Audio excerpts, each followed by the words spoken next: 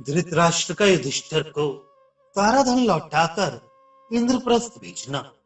युधिष्ठिर बोले, राजन, आप हमारे स्वामी हैं, आज्ञा दीजिए, हम क्या करें। भारत, हम लोग सदा आपकी आज्ञा के अधीन रहना चाहते हैं। धृतराष्ट्र ने कहा, अजातशत्रु, तुम्हारा कल्याण हो। तुम मेरी आज्ञा से हारे हुए धन के साथ बिना किसी विघ्न बाधा के कुशल पूर्वक अपनी राजधानी को जाओ और अपने राज्य का शासन करो। मुझ वृद्ध की यही आज्ञा है। एक बात और है, उस पर भी ध्यान देना। मेरी कही हुई सारी बातें तुम्हारे हित और परम मंगल के लिए की। तात युधिष्ठिर, तुम धर्म की सूक्ष्म गत को जानते हो। महामते, तुम में विनय है। तुमने बड़े बूढ़ों की उपासना की है। जहां बुद्धि है वहीं शांति है। भारत, तुम शांत हो जाओ। जो कुछ हुआ है उसे भूल जाओ।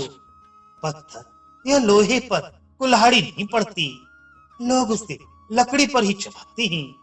जो पुरुष वैर को याद नहीं रखते, गुणों को ही देखते हैं, अवगुणों को नहीं, तथा किसी से विरोध नहीं रखते, वे उत्तम पुरुष कहे गए हैं। साधु पुरुष दूसरों के सत्कर्मों, उपकार आदि को ही याद रखते हैं, उनके किए हुए वैर को नहीं।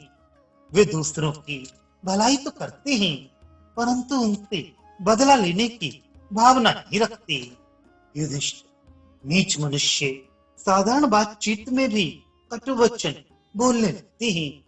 जो स्वयं पहले कटु वचन न कहकर प्रत्युत्तर में कठोर बातें कहते हैं, वे मध्यम श्रेणी के पुरुष हैं। परंतु जो धीर एवं श्रेष्ठ पुरुष हैं, वे किसी के कटु वचन बोलने या न बोलने पर भी अपने मुख से कभी कठोर एवं अहितकर बात नहीं निकालते। महात्मा पुरुष अपने अनुभव को सामने रखकर दूसरों के सुख दुख को भी अपने समान जानते हुए उनके अच्छे बर्तावों को ही याद रखते हैं, उनके द्वारा किए हुए वैर विरोध को नहीं। सत्पुरुष आर्य मर्यादा को कभी भंग नहीं करते। उनके दर्शन से सभी लोग प्रसन्न हो जाते हैं। युधिष्ठिर, कौरव पांडवों के समागम में तुमने श्रेष्ठ पुरुषों के समान ही आचरण किया है।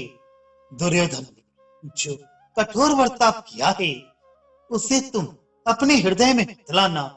भारत, तुम तो उत्तम गुण ग्रहण करने की इच्छा से अपनी माता गांधारी तथा यहाँ बैठे हुए मुझ अंधे बूढ़े ताऊ की ओर देखो।